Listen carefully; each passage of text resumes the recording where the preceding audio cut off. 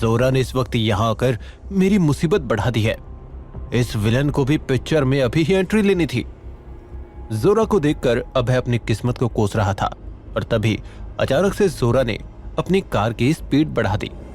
जैसे ही उसकी कार अभय की कार के पास से निकली, दोनों की नजरें मिली। जोरा ने एक शैतान मुस्कान दी और कार के एक्सीलेटर को दबा दिया। कार तेज आवाज करती हुई हंसराज सिंघानिया की कार की तरफ दौड़ पड़ी। यह देखकर अभय का दिमाग घूम गया। कहीं जोरा मुझे हराने के लिए दीपक से तो नहीं मिल गई, उसे रोकना होगा। ये सोचकर अभय ने अपनी कार की स्पीड भी बढ़ा दी, लेकिन वो ये देखकर हैरान रह गया कि जोरा अपनी गन निकालकर उन बाइकर्स पर गोलियां चलाने लगी। ये देखकर अभय चौंक गया। क्या वाकई जोरा उसकी मदद कर रही थी या ये अभय को भटकाने की उसकी कोई चाल थी? अभय कुछ समझ पाता उससे पहले जोरा दोनों बाइकर्स को मारकर तेज गाड़ी चलाते हुए कुछ ही पलों में वहां से गायब हो गई। तभी अचानक दीपक की गाड़ी को पीछे से एक जोरदार टक्कर लगी। टक्कर इतनी खतरनाक थी कि दीपक की पूरी गाड़ी घूम गई और फिर अचानक से उसकी गाड़ी ने काम करना बंद कर दिया। जैसे ही दीपक की गाड़ी बीच सड़क पर रुकी, वैसे ही वो अपने भाई के साथ बाहर निकला और दोनों अपनी जान बचाने के लिए सड़क पर भागने लगे। उसे भागता हुआ देखकर अभय के चेहरे पर एक हल्की सी मुस्कान आ गई। वो मुस्कुराते हुए बोला, इसे कहते हैं दौड़ा दौड़ा कर मारना। भागो, देखता हूं कहां तक भागते हो। अभय ने गाड़ी के एक्सीलेटर पर पैर रखा और गाड़ी को तेजी से भगाता हुआ सीधा दीपक और मुकुल के सामने आकर रुक गया। भागते भागते दीपक और मुकुल थक चुके थे।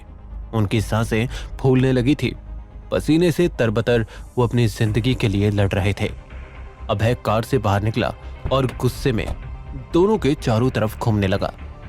मुझे गुस्सा दिलाकर तुम दोनों ने बहुत बड़ी गलती कर दी है और अब गलती की है तो सजा तो भुगतनी पड़ेगी। ये बोलते ही अभय ने एक जोरदार मुक्का दीपक को मारा। अपने भाई की ये हालत देखकर मुकुल के पैर कांपने लगे थे। वो समझ गया था कि उसका अंजाम भी कुछ ऐसा ही होने वाला है। अभय ने उसे मारने के लिए अपना हाथ ऊपर उठाया ही था कि तभी एक कार वहां कर रुकी। उसमें से हंसराज सिंघानिया और कशिश बाहर निकल कर आए। अभय ने अपना हाथ नीचे किया और बोला, तुझे सजा कशिश देगी। लो कशिश, तुम्हारे गुनहगार तुम्हारे सामने हैं, जो सजा देनी है वो दो। कशिश गुस्से से भरी थी। अभय, तुम्हारी कार में कोई डंडा है? ये सुनकर अभय मुस्कुराते हुए बोला, आज तो कोई बहुत पिटने वाला है।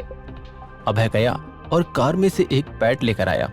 लो कशिश, और बैट टूटने की टेंशन मत लेना, बिंदास मारो, बैट तो नया आ जाएगा। मुकुल का डर के मारे गला सूख गया था। कशिश ने बैट ऊपर उठाया तो मुकुल ने अपनी आंखें बंद कर ली। कशिश ने एक गहरी सांस ली और बैट जमीन पर फेंक दिया। हंसराज और अभय ये देखकर हैरान रह गए। बैट गिरने की आवाज सुनकर मुकुल ने अपनी आंखें खोली और हैरान होकर कशिश को देखने लगा। कशिश ने उसे एक जोरदार थप्पड़ लगा दिया और बोली, अगर अगली बार मुझे या किसी भी लड़की को परेशान किया तो हाथ नहीं बैट उठाऊंगी। मुकुल रोता हुआ जमीन पर लेट गया।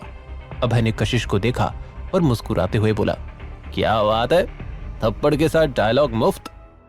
कशिश इस बात पर मुस्कुरा दी और फिर हंसराज सिंघानिया के साथ उसकी कार में बैठकर निकल गई। कुछ देर बाद अभय घर के सामने वाले कैफे में पहुंचा। सानिया उसे देखकर खड़ी हो गई। आ गए तुम, चलो। अभय झट से बोला, सानिया सॉरी, पर तुम मेरे घर नहीं जा सकती। सानिया चौंक कर अभय को देखने लगी। वो एक्चुअली मेरे घर वाले बहुत पुराने ख्यालों के हैं। शादी से पहले तुम घर जाओगी तो वो बवाल मचा देंगे। सानिया झट से बोली, तो उन्हें यहाँ बुला लो, एक ही बात है। बुला लेता, लेकिन तुम्हें तो पता ही है कि मैं जेल में था तो सारे मीडिया, सारे रिलेटिव्स, दोस्त, दुश्मन सब पीछे पड़े हैं। मम्मी पापा बहुत परेशान हैं इन सब के लिए। मैं नहीं चाहता कि वो तुमसे इस माहौल में मिले, कुछ दिन बाद मिले। ये सुनते ही सानिया जल्दी से अभय की बात मान गई। ठीक है, ऐसा है तो मैं भी उन्हें परेशान नहीं करना चाहती। हम बाद में मिलेंगे, पर हम साथ में कॉफी तो पी सकते हैं ना? अभय वेटर को कॉफी ऑर्डर करके सानिया को छेड़ते हुए बोला, कोई दिल्ली में था तो कह रहा था कि मेरे जाने से कोई फर्क नहीं पड़ता, अब मेरे साथ कॉफी पी जा रही है। सानिया नजरें चुराते हुए बोली, वो तो मैं बोर हो रही थी, तुम खुद को ज्यादा भाव मत दो, समझे? अभय बस मुस्कुरा दिया। सानिया के जाने के बाद अभय घर लौटा ही था कि मिहिका का कॉल आया। वो घबराते हुए बोली, अभय, इतनी देरी से तुम्हें फोन मिलाने की कोशिश कर रही हूँ, कहाँ थे तुम? क्या कानून को अभय के बारे में पता चल पाएगा? कैसे होगी जोरा और कशिश की मुलाकात? ये जानने के लिए देखिए बंदा ये बैड ऐसे का अगला एपिसोड सिर्फ पॉकेट एफएम के YouTube चैनल पर। और बंदा ये बैड ऐस के सारे एपिसोड्स को सुनने के लिए डिस्क्रिप्शन में दिए गए लिंक से डाउनलोड कीजिए पॉकेट एफएम ऐप।